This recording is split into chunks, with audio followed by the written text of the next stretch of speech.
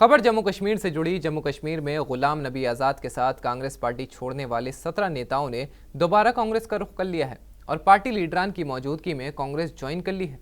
नई दिल्ली वाक़ कांग्रेस दफ्तर में पार्टी के सीनियर लीडर्स ने उन्हें पार्टी में शामिल कराया।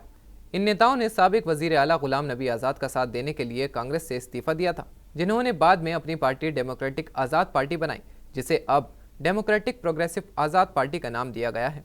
साबिक डिप्टी सीएम तारा चंद और साबिक वजीर पीरजादा मोहम्मद सईद उन 17 नेताओं में शामिल हैं जो कांग्रेस में शामिल हो गए हैं। आज बहुत खुशी दिन है हमारे लिए। जस्ट बिफोर द भारत जोड़ो यात्रा, our stalwarts of Jammu and Kashmir Congress who left us before 2 months due to some misunderstanding has come back to the home.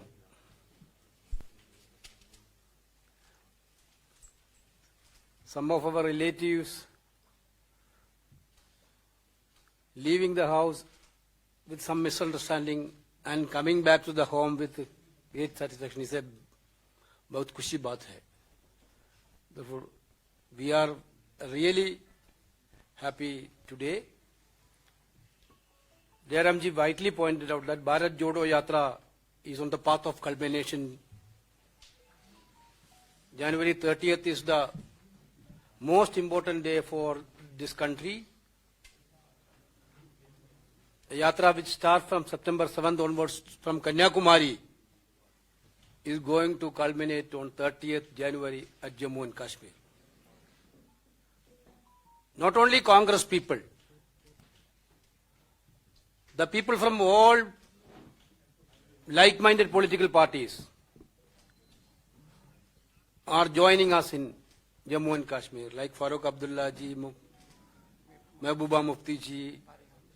Those people are all joining us. This yatra become a big movement in this country. Therefore, if anybody have a Congress mind in his heart cannot sit ideally.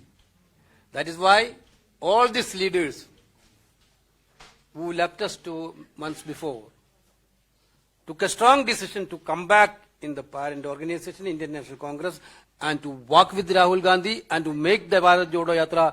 Jammu Kashmir वाक़ई बुनियाद के लोगों ने जिला इंतजामिया के तई अपने गुस्से का इजहार किया। इनका कहना है कि एनएचपीसी के जरिए इनकी ज़मीनों पर कई प्रोजेक्ट्स बनाए गए और बदले में इन लोगों से मुफ्त बिजली और नौकरी देने समेत कई अहम वादे किए गए।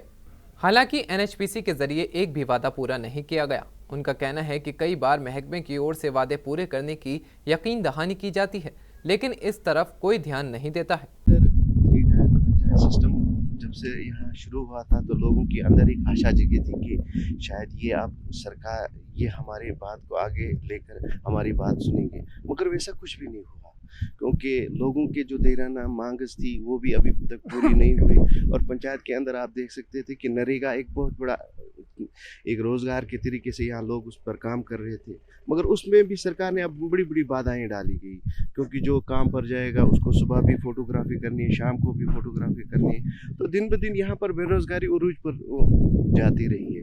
तो डेवलपमेंट के हिसाब से आप देखें तो डेवलपमेंट तो आहिस्ता आहिस्ता तो हो रही है, मगर उतनी भी नहीं हो रही है जितने सरकार दावा कर रही है कि बेरोजगारी के साथ साथ आप देखें कि बिजली का सबसे बड़ा बहरान इस टाइम यहाँ पर, खासतौर मैं उड़ी की बात करूँगा, जहाँ पर 3 पावर प्रोजेक्ट्स हैं जिनसे सरकार ने या यहाँ की स्टेट हुकूमत ने यहाँ पर लोगों से वादा भी किया था कि हम आपको फ्री बिजली दे देंगे। खासतौर मैं एनएचपीसी की बात करूँगा, जो एग्रीमेंट यहाँ हुए थे कि आपको यहाँ नौकरियाँ दी जाएंगे, 24 घंटे बिजली फ्री दी जाएगी, और सीएसआर का जो पैसा यहाँ पर जो सरकार के एनएचपीसी के पास आता है वो भी आप देखिए कि सीएसआर का पैसा भी आज यहाँ से बाहर दिया जाता है, क्योंकि अगर वो यहाँ पर लगता, आप देख सकते यहाँ पर इन पहाड़ी इलाकों में यहाँ पर ये चीज़ें या यहाँ के इलाकों में लगकर यहाँ तो फ़ायदा ही होता, मगर वैसा कुछ भी नहीं है सर। जो कि हम सुनते हैं और सरकार कहती है कि हम बेरोज़गारी के लिए बड़े कदम उठा रहे हैं, कहाँ सर? भर्तियां तो सबसे बड़ा इशू यहाँ है। अगर यहाँ भर्तियां होती तो यहाँ ये नाला बहुत ही बड़ा पसमानदा नाला इस टाइम है, क्योंकि आप देखो कि 2002 के बाद यहाँ पर कोई भी भर्ती नहीं हुई, क्योंकि 2002 से लेकर आज तक आप देखो कि बेरोज़गारी इतनी उरूज पर है। मैं उड़ी तहसील की बात करूँगा, उसमें बुनियाद भी उड़ी भी आता है सर, कि बेरोज़गारी इतनी बड़ी है सर, कोई बात नहीं है। इसके कोरोना के वजह से यहाँ के लोगों पर इतना बुरा असर पड़ा है सर कि मजदूरी मिलना एक ख्वाब बन गया है सर। कुछ नहीं सर, बिल्कुल सर। मेन प्रॉब्लम जो है हमारी ये पावर की है सर। पावर की प्रॉब्लम इतनी है सर कि इस वक्त मतलब पावर जो फीस ले रहे हैं सर, लेकिन हम रोशनी कुछ नहीं देख रहे हैं उसकी। पावर का कोई फ़ायदा हमें नहीं आ रहा है सर, क्योंकि इस वक्त अंधेरे में पड़े रहते हैं। हमारे बच्चे लोग पढ़ाई में बिल्कुल बेकार हुए हैं। नाइट में कोई भी पावर का कोई सिलसिला नहीं है। अगर छोड़ते भी हैं पावर, लेकिन टाइम के बराबर नहीं छोड़ते हैं सर।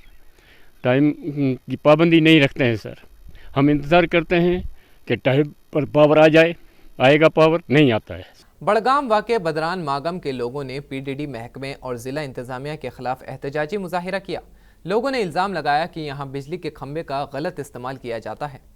मुजाहिरीन ने यह भी कहा कि पीडीडी महकमे ने ट्रांसमिशन लाइन के खंभे नहीं लगाए। लोगों का इल्ज़ाम है कि सरपंच ने ट्रांसमिशन लाइन के खंभे अपने रिश्तेदारों को मुहैया कराएं। बड़गाम ज़िले के बदरान मागम में लोगों ने बिजली के खंभों की खस्ता हालत और आवाम के लिए ख़तरा बन रही टूटी बिजली लाइनों के खिलाफ नाराज़गी जाहिर की। उन्होंने मांग की है कि महकमा लकड़ी के सड़े हुए खंभों को फ़ौरन बदल दे और कंक्रीट बिजली के खंभे लगाए जाएं और ट्रांसमिशन लाइन के खंभे भी लगाए जाएं। पिछली बार यहाँ पे ग्राम सभा यहाँ पे थी, तो यहाँ पे ये मसला हुआ था। VLW साहब भी आया था यहाँ पे। तो यहाँ पे जो भी मसला था पोलों का, तो यहाँ पे जो भी पोल आया था वो विदाउट एस्टिमेट लगाए गए। हाँ, वो लेटेस्ट में बात कर रहा हूँ, वो विदाउट एस्टिमेट लगाए गए वो सारे पोल। तो हमने VLW से भी बात की और AEE से बात की, तो ग्राउंड लेवल पे कोई भी नहीं आया। तो ग्राउंड लेवल पे आए, मुआयना करिए। अगर यहाँ पे लीगल कार्रवाई होती है तो ठीक है, अगर इलीगल होती है इन लोगों को दफ़ा करिए यहाँ से। बाकी हमारी कोई नज़ीर साहब को हम रेस्पेक्ट करते हैं, उसके फंड्स है, तो मगर विद एस्टिमेट होने चाहिए, विद प्लान होने चाहिए। इलीगल कोई काम नहीं होना चाहिए। नज़ीर साहब का नाम यहाँ पे बदनाम करते हैं, फिर इलीगल काम करते, बोलते हैं नज़ीर साहब ने कहा। नज़ीर साहब वहाँ से लिस्ट देता है, लीगल लिस्ट देता है, यहाँ पे ये लोग यहाँ पे इसको बदनाम करते। हम ये नहीं चाहते किसी को बदनाम करते, लीगल तरीके से काम करिए। बाकी हमारा इसमें कोई दखल अंदाजी नहीं है। यहाँ पे न AWA आया था, न JEA साहब आया था, कोई यहाँ पे आया नहीं। न लाइन में ग्राम सभा पिछली बार लगी थी 1-2 दिन से पहले, उस टाइम न यहाँ पे इंजीनियर साहब थे, न यहाँ पे ठेकेदार साहब थे, कोई नहीं था यहाँ पे। हमने बिजली इंस्पेक्टर को भी कॉल किया, उसने भी बोला मैं बीमार हूँ, मैं नहीं आ सकता हूँ। कार्रवाई करे और कोई भी काम है, अगर कोई भी काम गांव में आए, किसी भी जगह आए, ग्राउंड जीरो पे अफसरान को भेजिए, वो लीगल तरीके से कार्रवाई करेंगे और जहाँ पे ज़रूरत है वही लगाएंगे। जो भी लीगल है वही करे, इलीगल को यहाँ से हटाइए। बाकी कोई मसला नहीं है, हम किसी के खिलाफ नहीं है। हाँ, नहीं किसी का फंड होगा। हाँ, DDC यहाँ पे DDC का फंड से हम नज़ीर साहब को इज्जत देते, मगर लीगल तरीके से काम होना चाहिए। बाकी हमारी कोई डिमांड नहीं है। ये DDC के नाम भी ख़राब करते हैं, इस वजह से जो छोटी छोटी मैनेजिंग बॉडी होती है, ये बड़े बड़े अफसरान के नाम ख़राब करते हैं। बाकी कोई नहीं, बड़े अफसरान आइए, ज़ीरो लेवल पे यहाँ पे रिपोर्ट दे दीजिए, ग्राउंड लेवल पे आए, यहाँ पे काम करे। के बहुत शुक्रगुजार है DC साहब, हमारे डिस्ट्रिक्ट बड़गाम का DC साहब हमारा बहुत अच्छा काम कर रहा है। उसने हर जगह यहाँ पे अच्छे काम किए। अब ये छोटे मोटी मैनेजिंग बॉडी जो गांव में काम आता है, तो यहाँ पे थोड़ा इलीगल तरीके से काम होता है। हम DC साहब से गुजारिश यही करते हैं, ग्राउंड जीरो पे आइए, यहाँ पे थोड़ा अपने अफसरान को भेजिए, वेरिफिकेशन करिए। अगर कोई काम लीगल हो रहा है तो उसको यहाँ से निकालो, लीगल तरीके से काम करो, और गाँव भी ठीक रहेगा और सरकार भी ठीक रहेगा, इसमें कोई मसला नहीं है। पुंछ में पुलिस और ट्रैफिक पुलिस ने काला बस स्टैंड और कॉलेज रोड पर नाजायज तरीके से गाड़ी पार्क करने वालों पर शिकंजा कसना शुरू कर दिया है। इस दौरान लोगों से अपील की गई है कि नाजायज तरीके से गाड़ी को पार्क ना करें और पुलिस के साथ अपना ताउन करें। कॉलेज इंतजामिया ने पुलिस की इस पहल पर जिला इंतजामिया की सराहना की है। कल ही रिसेंटली एक टाटा सुमो वालों ने मंडी से भर के बस स्टैंड पे आके हल्ला गुल्ला करना शुरू कर दिया, बसों के आगे सवारी बिठानी शुरू कर दी। ये कंटेंट कैब बेस पे गाड़ियाँ हैं, ये इन्होंने अपनी पार्किंग इनकी होनी चाहिए। हर इनका जो टूरिज्म का लाइसेंस है जिनके पास, उनके पास लोकेशन लाइसेंस पे लिखी होती है। अगर लोकेशन नहीं है आपके पास तो यहाँ बस स्टैंड पर आपका कोई काम नहीं है। यहाँ पब्लिक सर्विस के लिए है, गवर्नमेंट जो बस स्टैंड दिए हुए हैं बसों के लिए हैं। ये DC साहब ने हर वक्त यही कहा है और उन्होंने 3-4 बार ये बस स्टैंड इलीगल गाड़ियों को खाली करवाया है। फिर चोरों की तरह आगे बस स्टैंड के अंदर घुस जाते हैं, इलीगल गाड़ियाँ लगा देते हैं, बसों के साथ ठोक देते हैं गाड़ियाँ, फिर पैसे मांगते हैं। और ख़ास करके अभी कॉलेज और स्कूल खुलने वाले हैं, 2-4 दिन रह गए हैं, ये रोड सुबह और 2 बजे के या 3 बजे के बाद बच्चियों से भरी होती है और यहाँ से उनको आने जाने में इतनी मुश्किल होती है। छोटी गाड़ियाँ साइड पे आगे पीछे लगा के बस बुरी हालत है। अगर ये कहते हैं जी एक गाड़ी की जगह दो, एक गाड़ी की जगह दो, समझो 100 गाड़ी आ गई वहाँ पे। इस वक्त पब्लिक कार्य है, उससे मैं अपील करूंगा कि आए दिन देखा जाए भीड़ भाड़ रखा है, बहुत ज़्यादा गाड़ियां जो है वो रॉन्ग पार्किंग करती हैं। पुरुष का मैं कहूँगा हॉस्पिटल हो, नाखा वाली रोड हो, ईदगाह चौक हो, बस स्टैंड हो, किले के आगे पीछे देखो, इतनी गाड़ियाँ हैं। न सिर्फ इंतज़ामिया जो है परेशान होती है, बल्कि आम पब्लिक भी जो है दिन ब दिन जो है जब चलती है, चलना में उनका परेशान हो जाता है। जहाँ दिल आते हैं हमारे जो पब्लिक है वो गाड़ी खड़ी करके चली जाती है, जिसकी वजह से आते जाते राह गुजर लोग जो उनको परेशानी पेश आती है। हमें दीन इस्लाम ने भी यही तालीम दी है कि आप जो है सच्चू का सच कहो और सच्चू का साथ दो। इस वक्त पुलिस और इंतजामिया जो काम कर रही है उसको मैं मुबारकबाद देता हूँ। कहीं ना कहीं जो मैं गफलत शारी समझूंगा जो कर रहे हैं, हम ही पब्लिक कर रहे हैं कि इस कदर को हौसला अफजाई करनी थी, मुबारकबादी देनी थी। उसके बजाय हम पब्लिक क्या देंगे हौसला अफजाई। आज भी आप देखेंगे दाएं बाएं आप मीडिया है कि गाड़ियाँ उसी तरह खड़ी हैं, उसी तरह जूं की तू हैं, तो मुबारक क्या देंगे। मैं पब्लिक से ही कहूँगा कोई अगर इंतजामिया अच्छी काम करती है, पुलिस करती है, उसके हौसला अफजाई करनी चाहिए, ये हमारा फ़र्ज़ है।